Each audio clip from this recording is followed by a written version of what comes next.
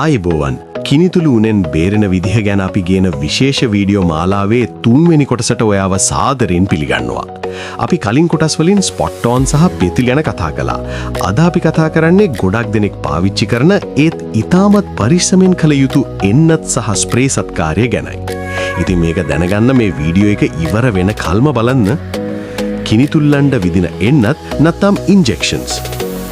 බල්ලන්ගේ ඇඟේ ඉන්න කිනිතුල්ලන් සහ මැක්කන් මර්ධනයට විදින ප්‍රධාන එන්නත් වර්ග දෙකක් තියෙනවා. ඒ තමයි අයිවමෙක්ටින් සහ ඩොරමෙක්ටින්. මේවා මගින් සිරුරේ බාහිරව ඉන්න කිනිතුල්ලන් වගේම අභ්‍යන්තර පණුවන් මර්ධනයත් සිදු වෙනවා.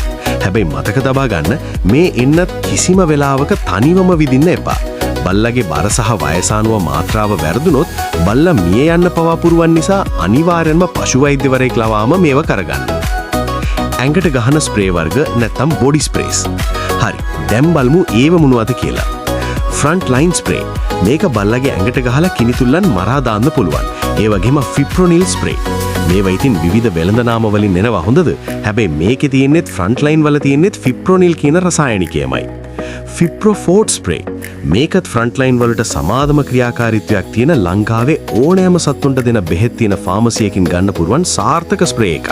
ඒ වගේම V-PET ස්ප්‍රේ.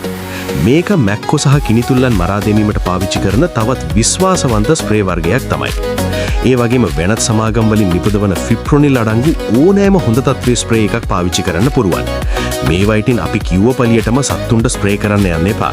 ඒවා බොහොම පරිස්සමින් කරන්න ඕන දේවල් හොඳද? මේවා ස්ප්‍රේ කරද්දී බල්ලගේ ඇස් සහ මූණ පරිස්සම් කරගන්න ඕනේ.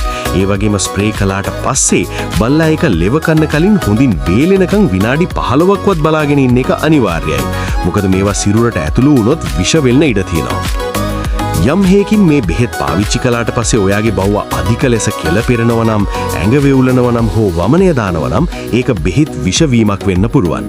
එහෙම වුණොත් වහාම සබන් ගාලා බල්ලගේ ඇඟ සෝදන්න. ඒ වගේම පමා වෙන්නේ නැතුව වහාම පශු වෛද්‍යවරයෙක් වෙත බවුවව රැගෙන යන්න. ඔයාගේ පොඩි ප්‍රමදයක් සතාගේ ජීවිතයට ලොකු බලපෑමක් වෙන්න පුළුවන් කියලා හැම වෙලේම මතක තියාගන්න. වත්තට සහ කූඩුවට ගහන ස්ප්‍රේ නැත්නම් එන්වයරන්මන්ට් කන්ට්‍රෝල්. බල්ලගේ ඇඟේ විතරක් නෙවෙයි ඔයාගේ වත්තේ සහ කූඩුවේ ඉන්න කිනිතුල්ලන් මර්ධනයටත් විශේෂ බෙහෙත් තියෙනවා. ඒකට ඉතින් ඇමිට්‍රෑස් වගේ බෙහෙත් වතුරේ දිය කරලා බිත්තිවලට සහ පොළවට ඉසීමෙන් කිනිතුළු බිත්තර සහ පැටවුන් විනාශ කරන්න පුළුවන්. හැබැයි මේවා ඉතාමත් සැරයි.